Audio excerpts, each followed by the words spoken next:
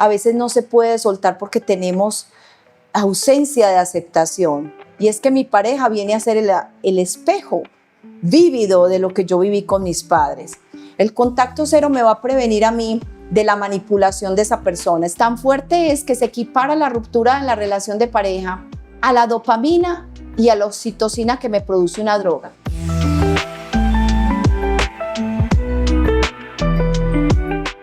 Terminar una relación sentimental en la que hay mezcladas emociones con alguien que era muy importante para ti, compañero, compañera, novio, novia, esposo, esposa, es muchas veces difícil para los seres humanos.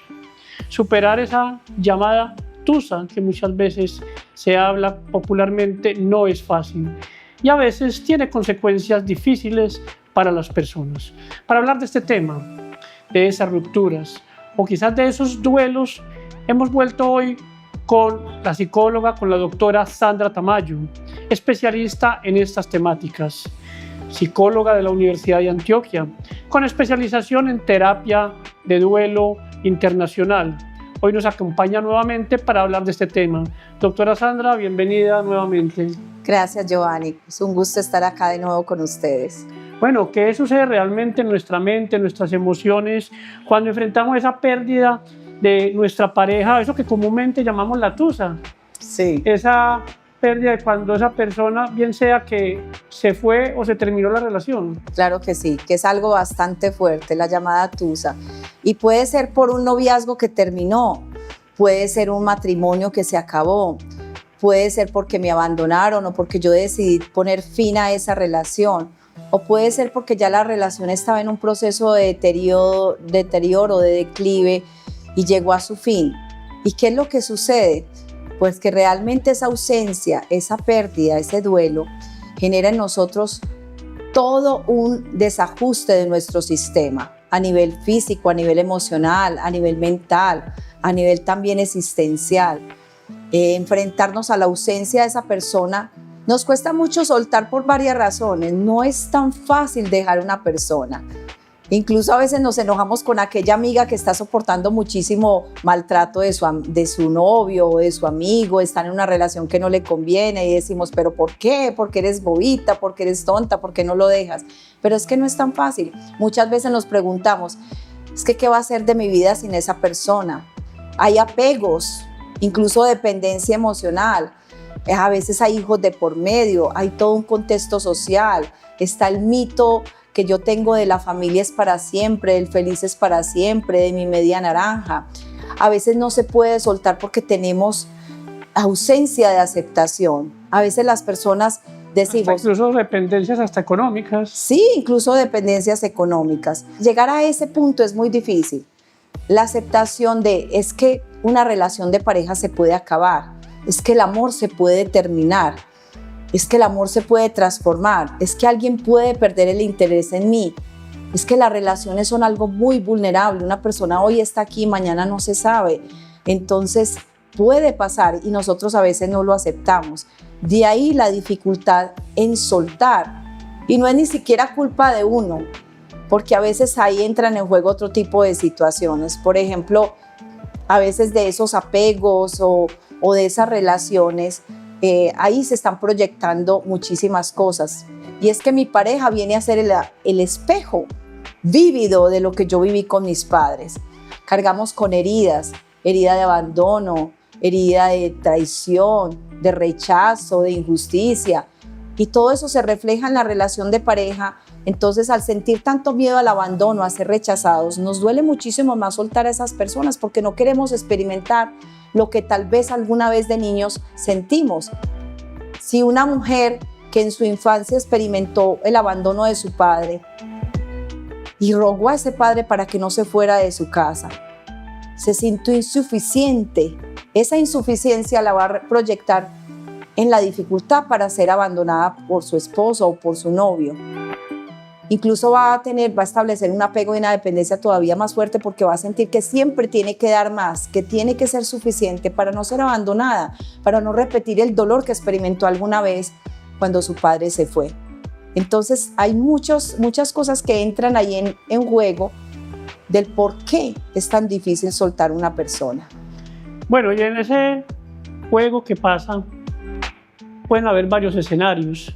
Una ruptura de dos personas que aún queriéndose mucho y amándose mucho, decidan terminar. Sí. Hay otro escenario en el que uno de los dos sigue enamorado y el otro ya quizás no sienta lo mismo. Y hay un tercer escenario en que ninguno de los dos ya quiere continuar. ¿Cuál es la diferencia? Hay personas incluso que viven el preduelo en el interior de la relación. Es decir, ya durante meses, incluso años, se va viviendo el desamor, se va viviendo el desgano, esa desconexión emocional y afectiva que ha ido dañando la relación. Entonces ya se sabe que va a haber un fin. Ahí de pronto es un poquito más fácil de aceptar. Es incluso más fácil cuando soy yo el que dejo, el que tomo la decisión de me voy, que ser dejado. El dejado sufre incluso más. Pero a veces es difícil también cuando dejamos a la otra persona porque nos toca tomar una decisión, no porque no amemos a esa persona, sino porque no nos conviene, porque esa relación no nos está haciendo bien. Entonces toca tomar la decisión de te amo, pero me amo. Te amo, pero me voy. Entonces, de acuerdo a cómo se haya vivido esa ruptura, de ahí va a depender mucho el grado de dolor que voy a experimentar.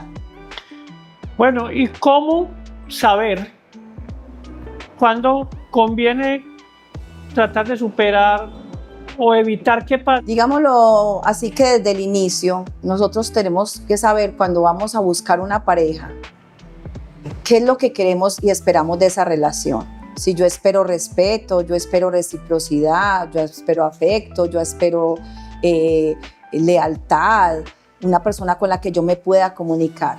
Cuando se empiezan a romper esos acuerdos o esas expectativas que yo creé de esa persona, pues hay un conflicto en esa pareja, ¿cierto? Pero los conflictos se pueden resolver. ¿Cómo? A través de la comunicación. La comunicación es la herramienta principal para que se pueda dar una resolución de conflictos. Pero si en esa pareja yo no puedo construir, yo no puedo comunicarme, yo no puedo decir esto es lo que nos está lastimando y encontrar de la otra parte también una escucha, una voluntad de cambio, porque es que las parejas no están construidas. Uno cree que ya viene toda la persona con el checklist de lo que esperábamos, ¿cierto? Pero no. Viene alguien que viene con sus propias heridas, con sus propias costumbres, con sus propias pautas de crianza, con sus conceptos. Y yo vengo con los míos, yo vengo con mi maletica.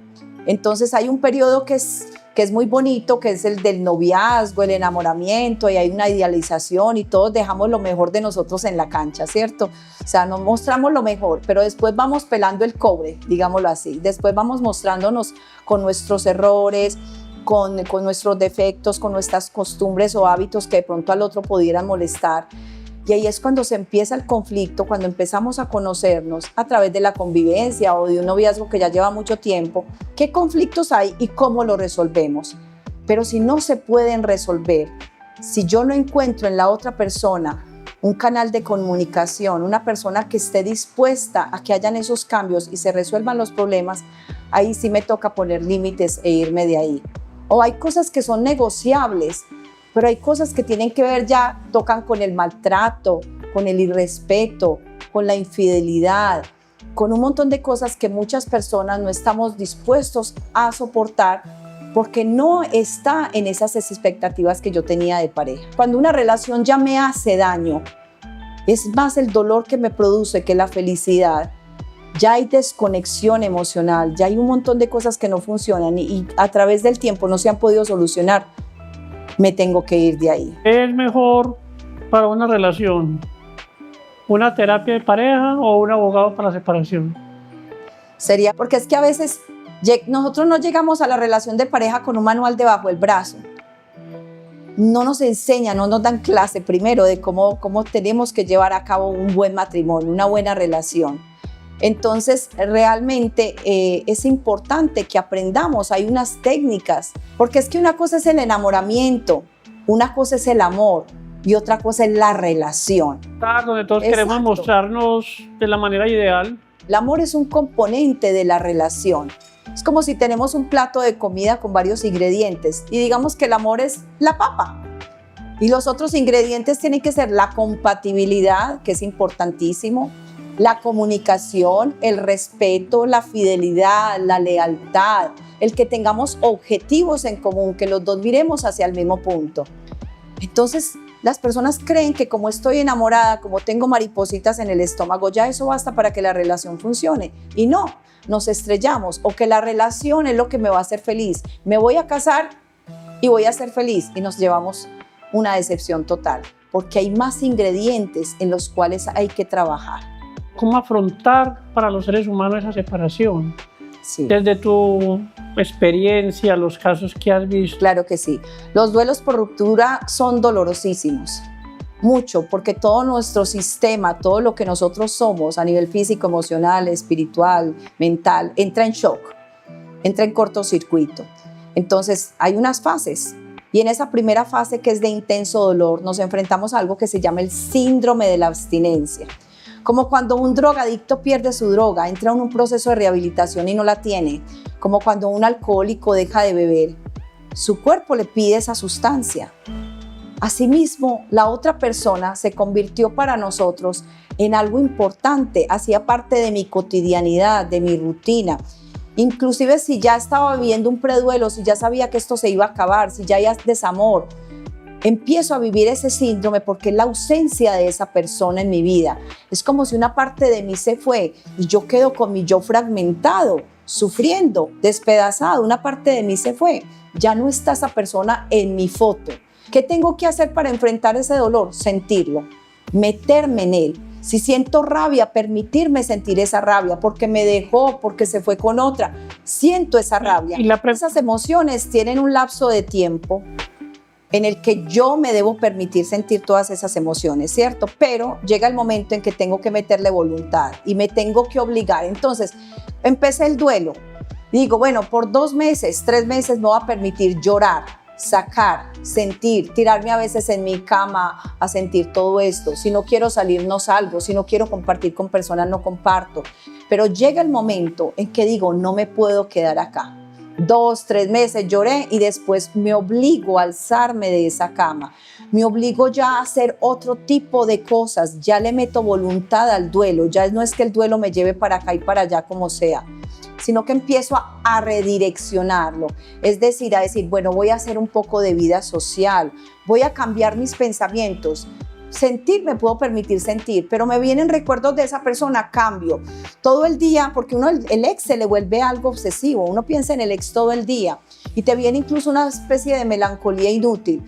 Ay, es que cuando caminábamos de la mano, ay, es que cuando fuimos a tal viaje, es que en realidad él no era tan malo y se nos olvida los motivos. Todas las canciones te salen, exacto. Todas las canciones estaban como escritas para ti. Y es el dedo en la herida, ¿cierto? Entonces se nos olvida realmente el motivo por el cual esa relación terminó y terminamos idealizando a esa persona. Entonces es necesario que a los pensamientos les demos una dirección. Cuando me venga la obsesión por esa persona, la cambio. Y si 20 veces en el día tengo que cambiar de pensamiento, no podemos decir, no voy a pensar en esto, no pienso. No, la mente te lanza los pensamientos en automático, pero lo que tú sí puedes hacer es no abrazar esos pensamientos, quedarte enganchada en ellos. Entonces, tenemos que cambiar. ¿Qué tengo que hacer mañana? ¿Qué voy a cocinar? Lo cambiamos por algo que nos engancha a pensar en algo diferente. No, para tumbar esa obsesión que tengo por esa persona, porque si no, ahí me quedo en la melancolía inútil, en los recuerdos. Es muy importante también el contacto cero. El contacto cero me va a prevenir a mí de la manipulación de esa persona, estarle respondiendo llamadas en donde me dijo, es que te extraño, y yo otra vez me derretí, porque entonces la relación terminó, pero yo empiezo a tener una especie de pseudo relación, espiando a través de redes sociales, a ver en qué va su vida, si ya pasó la página, si me extraña, si vi que puso una frase triste, si tiene novia, si ya me olvidó. Todo ese tipo de cosas no te hacen bien. El contacto cero es indispensable. Obviamente, si se tienen hijos en común, es lo que nosotros llamamos ahí el contacto 1, los psicoterapeutas. Es, bueno, vas a hablar con esa persona, pero estrictamente lo que tiene que ver con los hijos. O si trabajo con esa persona, vamos a hablar solamente de trabajo. Eviten que les hablen de su pareja. Van a ser bofetadas que te estás procurando todos los días. Entonces, el contacto cero, mientras me desintoxico emocionalmente de esa persona, porque la relación termina, pero el amor está ahí. Doctor, es que lo extraño. Sí, extrañalo. Es que lo amo. Sí, lo amas, pero sabes que no puedes continuar ahí. Entonces es normal que amemos y que extrañemos, pero mientras nos desintoxicamos de ese amor, tenemos que aplicar unas técnicas con el pensamiento, con el contacto cero, con el manejo de las emociones. Todo ese tipo de cosas es importante. Las emociones, todo ese tipo de cosas es importante. Y es difícil, ¿sabes por qué? Por el síndrome de abstinencia que les hablaba. Mira, tan fuerte es que se equipara la ruptura en la relación de pareja a la dopamina y a la oxitocina que me produce una droga. Cuando yo tengo una vida en pareja, esa persona es mi suministro de esa dopamina, de esa oxitocina, hasta de la serotonina, que son neurotransmisores responsables del placer, del bienestar. Cuando se va esa persona, es como que me quitaron esa dopamina y oxitocina. Yo tengo que reemplazar lo que hacía esa persona, lo que ocupaba en mi vida, con otros espacios que también me generan lo mismo. Por eso es que los gimnasios están llenos de personas que están en ruptura, entusados, digámoslo así. El ejercicio me brinda a mí endorfinas, me brinda dopamina, oxitocina, que me van a hacer recuperarme. El movimiento da energía. Pero entonces podríamos decir, no hay que preocuparse, sino ocuparse. En una primera fase, obviamente no, pero ya después yo me tengo que obligar a ocuparme, a volver a mi vida social. Claro, esa primera fase sí hay que vivirla, hay que atravesarla. Hay que vivir el dolor y hay que vivir el sentimiento. Exacto, atravesarlo, dejarme atravesar sintiendo eso, no reprimir. Más voluntario, un acto en el que me obliga. Hay personas que me dicen, doctora, es que me siento tan deprimida, no tengo ganas de ir a hacer ejercicio. Es que no te van a dar ganas porque estás prácticamente como en una depresión, pero no un cuadro depresivo. No es que eres depresivo, tienes la depresión o la ansiedad como síntoma del duelo. Entonces, en una depresión a ti no te dan ganas, te falta vitalidad. ¿Qué vas a hacer? Me voy a obligar. No te van a dar ganas, hazlo y te van a dar ganas. Cuando ya lo estés haciendo vas a tener esas ganas porque produciste el movimiento. Tienes que reconstruir tu vida. ¿Tienes tu corazón roto? Bueno, vas a recoger esos pedacitos y te vas a armar, pero de manera diferente. Aquí podemos hablar de que es una reprogramación. Sí. Una reprogramación de rutinas que teníamos, de pensamientos que teníamos para... Y ese enfoque es en sanarme yo. Claro que sí. Que después se van a traducir en emociones. Claro que sí. Sanándome en... Ah, sí, amiga, llamamos a la amiga, a la hermana, mira, ya lo viste, ya está con otra, yo lo llamé, le dije que si no le importa lo que pasa conmigo y queremos que el otro se responsabilice de mi duelo. No se va a responsabilizar de tu dolor, tú te tienes que responsabilizar de tu proceso de sanación. En el cuerpo se depositan las emociones. Lo que experimenté con esa persona, lo que he experimentado con varias relaciones, lo que he experimentado desde pequeño con mis padres. Y en mi inconsciente, en una parte del cerebro, esto es neurociencia, en nuestra amígdala cerebral se depositan todos aquellos recuerdos, traumas, desde la infancia, desde la adolescencia, que esta ruptura me reactiva. Entonces toca con ese niño interior que está herido, con esas heridas que yo tengo acá, el recuerdo, en ese inconsciente y con esas emociones que yo tengo almacenados en mi cuerpo. Entonces, ¿cómo se trabaja? Se trabaja de poder llegar hasta ese punto y reprogramarlo en nuestro inconsciente. Llegar a ese punto en donde yo, ¿por qué siento tanto esta pérdida? ¿Por qué me duele tanto el rechazo de esta persona? ¿Qué heridas de rechazo estoy cargando yo desde mi infancia, por ejemplo? ¿Por qué? ¿En qué situaciones? Volver a ser inconsciente para reprogramarlo, tocar esas heridas para sanarlas. Y es como meterle un software diferente a otro computador, en el que yo sano esa herida de rechazo y empiezo a trabajar en mí. Esa persona me falló, esa persona me abandonó, no me priorizó, pero me voy a priorizar yo, me voy a elegir yo, me voy a amar yo. Voy a ser capaz de aprender de esta relación, de qué pasó, qué falló. Voy a ser capaz de poner límites en la siguiente relación, de imponer el respeto y el amor propio, de amarme más, porque las parejas son espejos. El esposo, el novio, la novia son espejos que me están mostrando lo que yo estoy cargando desde hace tiempo. Es con las parejas que más nos conocemos realmente. Hay personas que dicen, doctora, yo no voy a aceptar que mi marido se fue hace 20 años con la otra. No acepto porque ella me lo quitó. Yo quiero recuperarlo y no lo acepto y no lo acepto. Te quedas ahí enganchada en esa idea. Y ese tema que tú dices, me lo quitó como si fuera un objeto propio como que fuera objeto. o una sí. posesión propia. Y la aceptación también tiene que ver con, Es que es mío, le es invertí, mía. o le invertí, es mío porque le invertí tiempo, y las personas no son inversiones. Pensamos que el amor que damos es algo con dividendos a largo plazo, y no, no es así. Lo único que queda es lo vivido con esa persona, es que lo que ya pasé, esos 5 años, 10, 20 años que yo viví con esa persona, los viví. Hay que entender que la vida nos dice no a muchas cosas, nos dice no a un matrimonio, nos dice no a un trabajo, a un proyecto, y a veces nos dice no a una persona, y tenemos que Pero siempre hay aceptarlo. esa necesidad del ser humano de sentirse amado y querido. Siempre existe. Porque siempre cuando usted escucha el tema de la ruptura, es que no me quieren. O sea, ese sentimiento de que la otra persona no siente ese amor por ti. Es que perdemos un lugar. No solamente es lidiar con la ausencia de esa persona, sino lo Porque que no éramos. me quiere. Lo que éramos con esa persona, éramos amados, éramos el centro de atención de esa persona, éramos el objeto de amor de esa persona, y sentir que ya no me ama me confronta con un vacío.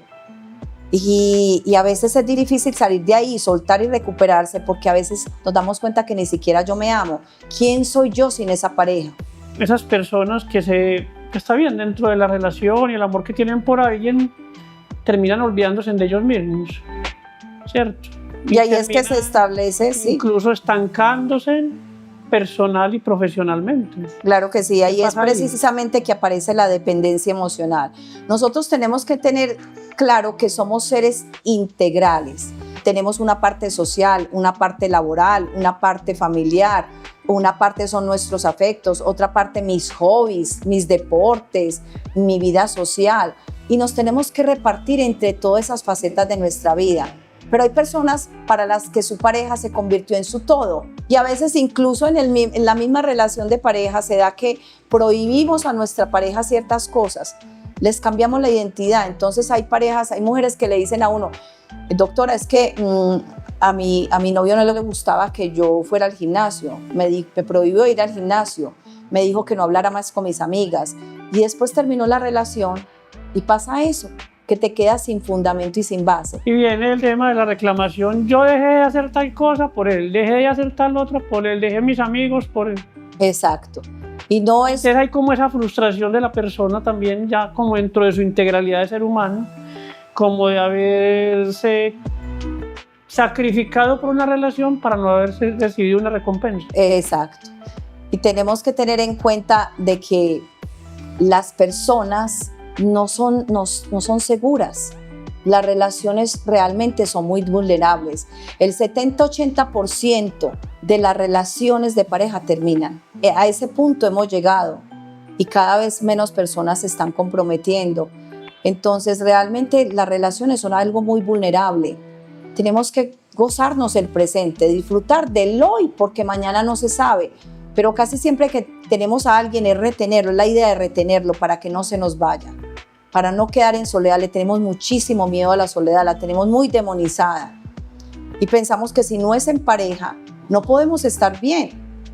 Y sí, es rico estar en pareja, pero no por necesidad. El otro no tiene que venir a llenar mis vacíos. Y si convertimos a una persona en mi objeto de necesidad, obviamente terminamos aferrados a algo. Y nos quedamos incluso pegados de un automóvil fallando. Y vemos que no nos hace bien, y nos cuesta soltar muchísimo.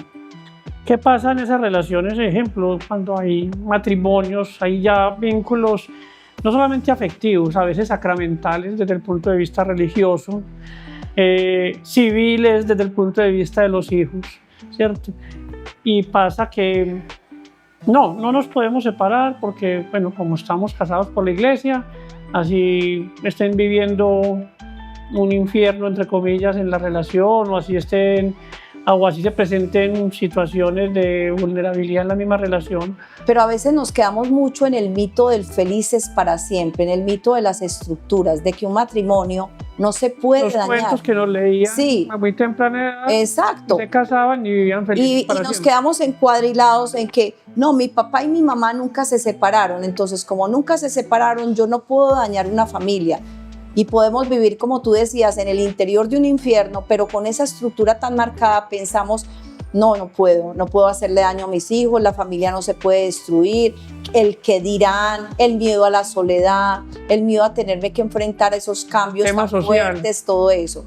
Y pensamos que le estamos haciendo incluso un trauma a los hijos, cuando se ha descubierto que realmente es más traumático para unos hijos vivir en el interior de una relación caótica que dos padres que están separados pero serenos. Y es difícil para los hijos porque ellos viven en lo que se llama el conflicto de lealtades. Mientras estoy con mi papá me hago de parte de él porque no puedo defraudarlo, y si estoy con mi mamá me hago de parte de ella porque pobrecita, me tengo que compadecer de su dolor, tengo que ser empática con ella, la tengo que acompañar.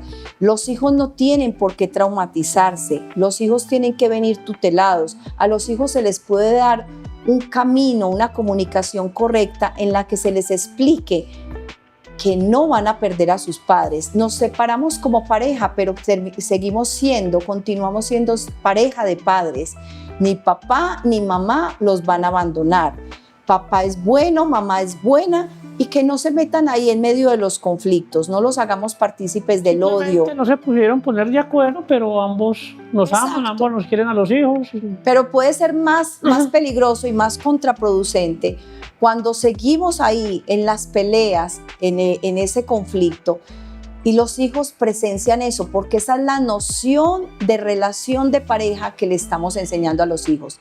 Que el amor es conflicto, que el amor es dolor, que el amor es agresión, que el amor es pelea. Y los hijos crecen con eso y repiten lo mismo. Repiten y terminan buscando en la relación, atrayendo inconscientemente a un padre que golpea, a una madre que es descuidada y que abandona.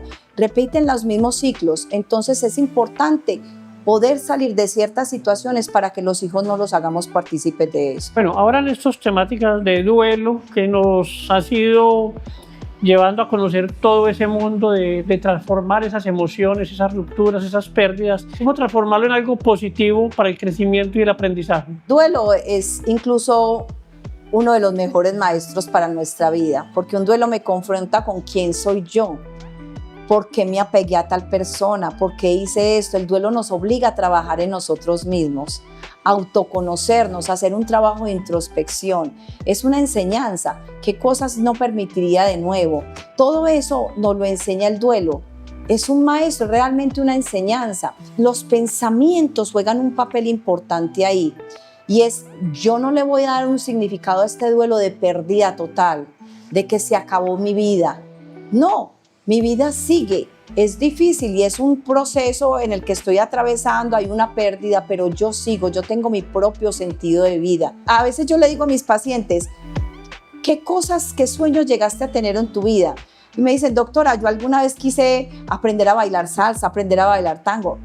Ingresa, regístrate en una academia, hazlo. Es volver a reencontrarte, reconstruirte, es ser tú de nuevo.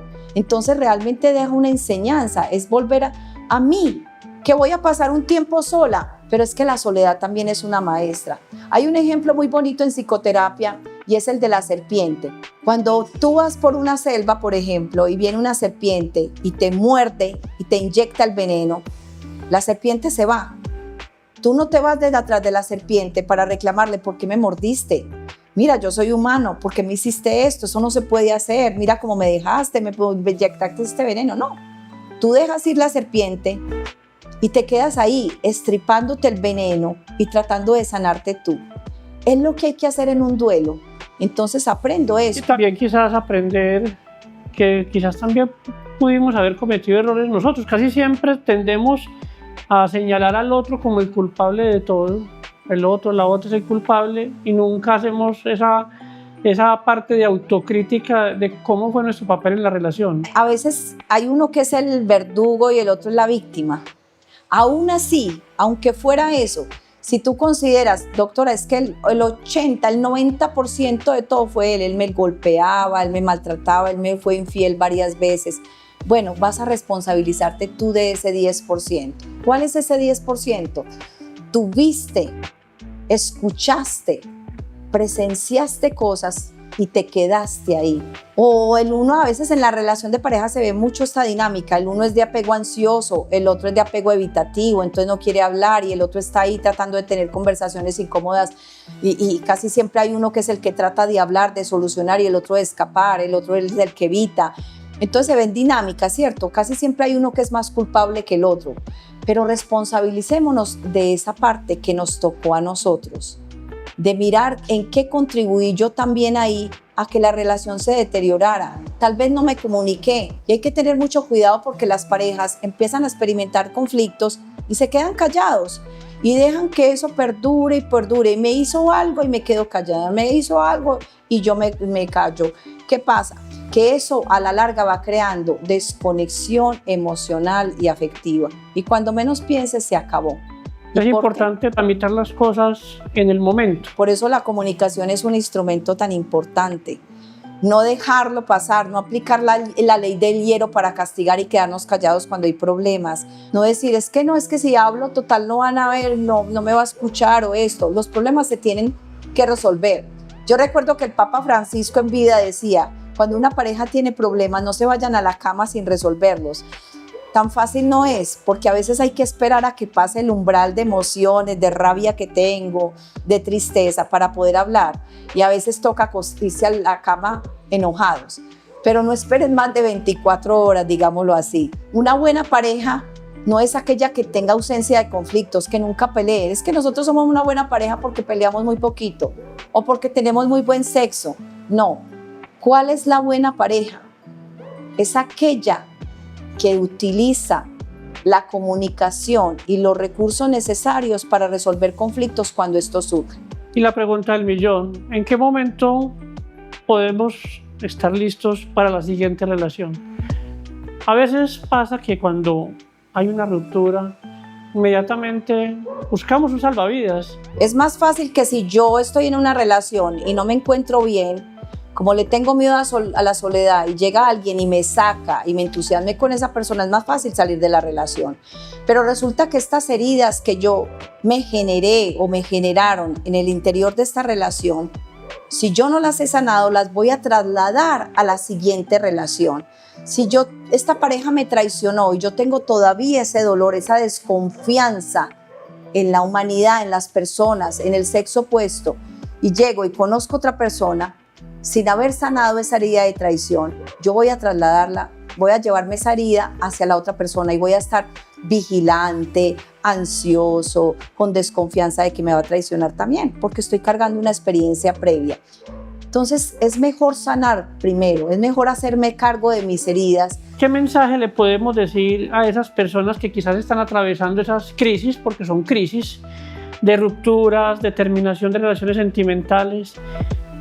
¿Qué hacer? Probablemente en este momento te estás sintiendo muy mal, estás sufriendo, estás pensando que no vas a poder salir de ahí, pero sí se sale de ahí. ¿Cuántos hemos vivido experiencias que recordamos de jóvenes en que pensamos, me voy a morir sin esta persona y ahora lo recordamos y nos reímos? Pero se sale, hay una luz al final del túnel. Realmente si haces las cosas correctas, tú puedes elaborar un duelo de una manera consciente y adecuada. Permítete sentir, pero después empieza a hacer tu parte, tu acción, a cambiar tus pensamientos, a aplicar el contacto cero, a reconstruir tu vida. De a poquitos ve y haz ejercicio, vuelve, intégrate a tu vida, vuelve y socializa, vuelve a ser tú y vas a ver que el duelo sí se puede elaborar y sí se puede sepultar. Pero también les doy un consejo. Cuando ustedes entren en el interior de una relación de pareja que no es correcta, no esperen demasiado tiempo. Como decía mi abuela, cuando te subas en un tren y veas que es el equivocado, no esperes a que el tren avance muchísimo tiempo. Bájate en la siguiente estación, porque entre más avance el tren, va a ser más largo el camino de regreso. Una relación tóxica, dañina para nosotros, nos puede dañar a nivel físico, a nivel mental, nos puede enfermar. Entonces tenemos que aprender a hacernos cargo de nosotros, a sanar y a irnos de donde toque. Quizás en el futuro vas a agradecer que hubo esa ruptura porque llega otra persona, llega otra oportunidad para tu vida, no queriendo decir que el anterior era malo, pero quizás estaban en momentos diferentes de la vida. Es que la vida es muy sabia, el universo es muy especial, parece como que hubieran unos hilos que nos van manejando y la vida no nos da lo que nosotros queremos, sino lo que necesitamos. Cuando yo ya sano, yo me convierto en esa naranja completa que va a traer otra naranja completa. Es muy importante entender que lo que el otro me está haciendo, me está mostrando lo que yo estoy haciendo conmigo mismo. Si a ti no te eligen es porque tú no te eliges. Si tú no te priorizas, no te van a priorizar. Si tú no te amas, no te van a dar amor. Entonces es importante que trabajemos en nosotros mismos, porque si trabajamos así, vamos a tener esa oportunidad de la que tú hablas, de atraer ya una persona sana.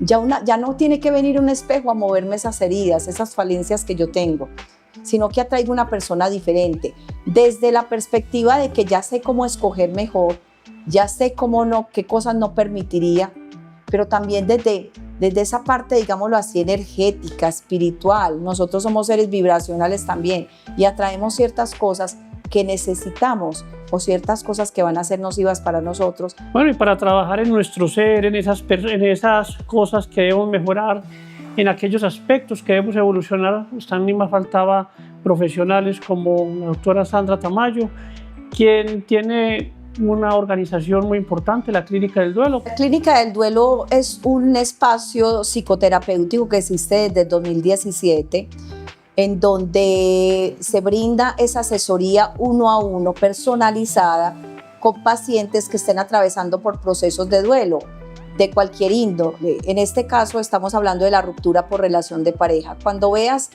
que pasa el tiempo y que no logras soltar una persona, que esto se te está convirtiendo en algo ya patológico, en no logras superar esa pérdida, esa ausencia de ese ser querido, está este espacio donde puedes mirar cuáles son los obstáculos que te están impidiendo poder sanar esa situación y trabajarlos, reprogramarlos para que puedas volver a ser tú, volver a tener un bienestar. Pero contémosle también a la gente dónde te pueden contactar, en qué espacios, en las redes digitales, en qué número de atención puedes de pronto atender a una persona que quizás esté atravesando por un momento difícil en su vida como los que hemos hablado. Claro que sí, la Clínica del Duelo tiene presencia en todas las redes sociales como Instagram, Facebook, también presencia en TikTok. Es toda una comunidad que se ha ido formando. Aparte de eso, también existe un número telefónico y un WhatsApp al cual se pueden comunicar en caso de necesitar ayuda y acompañamiento en estos procesos. Sería el 318-747-2544. Bueno, agradecerte a la doctora Sandra por este acompañamiento, por ilustrarnos de cómo podemos aprender de estas situaciones de vida, de cómo transformar esas emociones. Gracias por haber compartido hoy con nosotros. Gracias a ti, Giovanni, por la invitación a este espacio que es tan importante y espero que les pueda servir a tantas personas. Bueno, y recordemos que una ruptura duele no solo porque representa una pérdida de una persona, de un ser amado, de alguien en quien habíamos puesto nuestro corazón, nuestros sueños, nuestras ilusiones, sino porque además teníamos allí puesto un proyecto de vida. Sin embargo, el aprender de estas situaciones que vivimos y aprender a superar y a trascender estas emociones pueden ayudarnos a ser unas mejores versiones de nosotros mismos y quizás a no repetir algunos patrones que nos van a ayudar a que una próxima oportunidad la podamos vivir de una manera más sana y mucho mejor. Así que la tusa pasará y quizás podamos tener una nueva oportunidad para nuestra vida. Esto fue el podcast de La Pupila Comunicaciones y recuerden que aquí también ves una oportunidad para ser una mejor versión de ti mismo. Hasta pronto.